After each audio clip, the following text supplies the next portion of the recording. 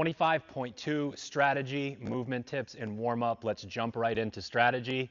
Because this is a redo, we get to use historical data. So that could be data about yourself. You did this in 2022. You want to go back, look at your splits, look at your movement efficiency. There's usually nuggets and stories that are in there that we can use to improve on it. Also, there's videos of some of the best athletes in the world doing it, and that can be helpful to go through and look at some of the movement efficiency type things. Or if for some reason you think that this is an unbroken challenge for you, which it is for a very, very small subsection of the population, then you can see what that looks like, what the transitions look like, all that good stuff. But really important, anytime it's a redo, we go back and watch old videos and really just think about it from that perspective. It's not new, it's not unknown. So incredibly important in this workout for literally every single person is you need to break in this workout before you're broken. Now, this workout was done unbroken by some people, but that means that they weren't broken at any point, essentially.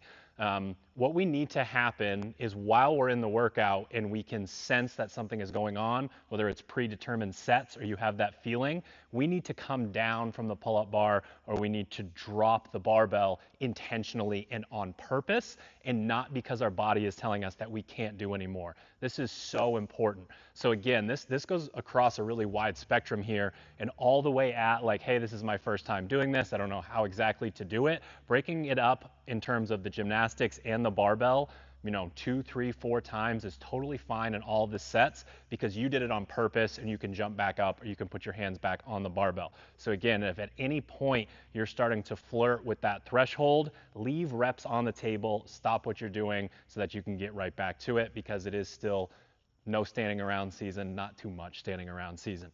Last but not least, movement efficiency is king in this, and we're going to go into how to be efficient in all of these movements, but it is so incredibly important that when you go back and watch these videos, watch the way that the top athletes move. It's incredible. The gymnastics are very hip-driven. The double unders, hands stay low, the wrists turn over. When you think about the barbell, not a lot of people kind of getting on their toes or bending back or getting in these positions. A lot of leg drive because this is such an upper body dominant type workout. So again, make sure you go and look at what you did the last time you did this. Look at some videos of people that are, sort of closer to your capacity. Break the workout up early and often if the workout is going to break you. And last but not least, movement efficiency is king. Let's go take a look at those movements. All right, guys, we're going to start with the movement efficiency tips for the pulling gymnastics. The way that we're going to sort of outline all 3 movements is common faults that we see in the movement, and then if there's anything that we can do particularly that's going to help this specific workout, we'll also get into that. So when it comes to the gymnastics, the most common fault and a way to use your arms a little bit too much kind of line up as the same thing. So what we see a lot of athletes do is they actually get themselves to pull up while they still have leverage over the hips. They're almost getting their leg up, and then as they get up nice and high, they limbo back through the bar. And to the naked eye, it just looks like a really slow butterfly pull-up. What we actually want is to get into that position that I just showed without the arms bending and then pop the hip to get up over. What I want you guys to look at is how his torso is getting back behind the bar, his feet are getting in front, but there's no arm bend there. Then he's popping the hip to get himself up over the bar. Go ahead, Kyle.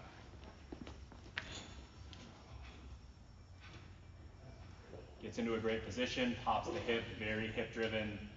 Good. Then it just becomes a little bit more about grip than the pulling. And again, in this workout with the press and the pull, that's incredibly important. When we move on to the chest to bar pull-up, really all we need to see from Kyle at the beginning of this is for his torso to get a little bit further back behind the bar, legs out in front, and then that creates more leverage over the hip. He can have a bigger hip pop, and that's going to get him up over the bar. Let's go a few chest to bar here, really thinking about that hip pop.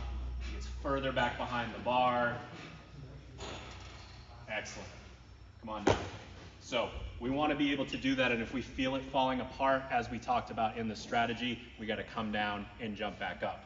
Last but not least here, we're going to talk about the bar muscle up. I'm going to mix in a little bit about how you could potentially get your first bar muscle up, but we're still really going to focus on the idea of patience and using the hips.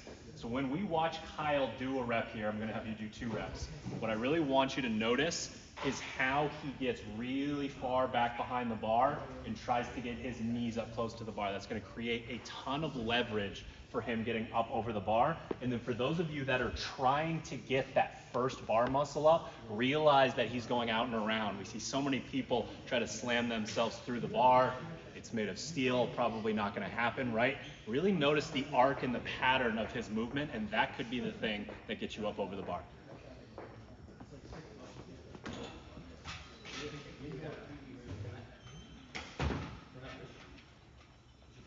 Excellent. Go ahead and come down. So again, we see Kyle getting back behind the bar, creating that hip pocket by getting the knee up there, and that's how he's able to make it a hip-driven movement and not blow up his upper body. Let's go talk about the exact same concept over on the barbell. All right, let's talk about the thruster. Let's talk about some common faults that we see and how you could potentially use your upper body a little bit too much within this movement. I'm gonna have Kyle do a set here, and what I want you to watch instead of his hips is actually his knee. Okay, so as he's coming up, you're gonna watch him really kind of keep those heels down in a nice position here and extend the knee. That is going to ensure not only that we are really making this a lower body driven movement, but that we're not gonna break in the midline and make that press harder by throwing the hip forward and sort of getting that overextended position. So go ahead and put that down now. It seems simple, but if you can really use the lower body, not start to press early, you can completely change how this workout's gonna go.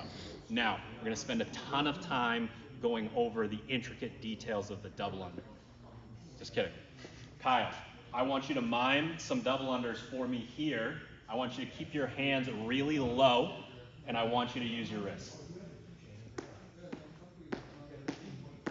Fantastic, thank you so much. Really important here that we stay long and that we rotate at the wrist. Even if you're good at double unders, sometimes we end up seeing this sort of thing in this type of workout. And because these are essentially nuisance double unders that have almost nothing to do with this workout, it would be really annoying to burn out your shoulders and cause an extra set in your gymnastics or on the barbell here. Let's go talk about the warm-up. All right, so if you saw our content last week or you follow Misfit Athletics, you know the style of warm-up that we typically do. It's going to be very similar to last week, obviously with the different movements. Step one, we're going to prioritize blood flow and delivering oxygen to the entire body. The way that we do that is slowly increase our heart rate over 12 to 15 minutes. If you like a nice long warm-up, you can change these 4-minute sections into 5-minute sections, but we're going to do 4 minutes of C2 bike, low damper, high RPM. This should feel pretty slow. Really starting to work into, you know, over 100 beats per minute heart rate, 110, 120, that sort of thing. 4 minutes of row, we're gonna keep the damper low again, we're gonna get the strokes per minute up a little bit, but still pretty damn slow. Last but not least, we're gonna hop on an air bike and we're gonna build to a moderate pace, but again, that's like a zone 2 type pace. We're really just trying to let the body know what we're up to and not try to get into that sympathetic nervous system right off the bat. Step number 2, movements and mobility. I want you to rotate through all of the movements that you're going to do in this workout, but we do things like start with an empty barbell, start with, you know, just kipping on the pull-up bar, that sort of thing, and work your way up. So we're going to do that throughout the movements. We're just going to rotate until they're feeling good. And in between each time we do that, we're going to activate our shoulders, hips, and ankles. We're going to think about, you know, I'm doing a set of thrusters, what's bothering me, what's tight, I'm going to go work on that. I'm going to come back to the thrusters. Last but not least, we're going to practice the movements and prime a little bit. This is negotiable, okay? So if this looks like, are you fucking kidding me? This is like a workout for me. We're going 9 pull-ups, 3 thrusters at that heavy bar, 6 chest to bar, 3 thrusters at that heavy bar, 3 bar muscle-ups, okay? We can choose the intermediate bar here. We can knock that down by a rep or 2. We can do the same thing on the gymnastics, but we want to get a feel for what it's like to go back and forth on those movements right there. Get that heart rate up. Then we're going to let it settle, go crush the workout.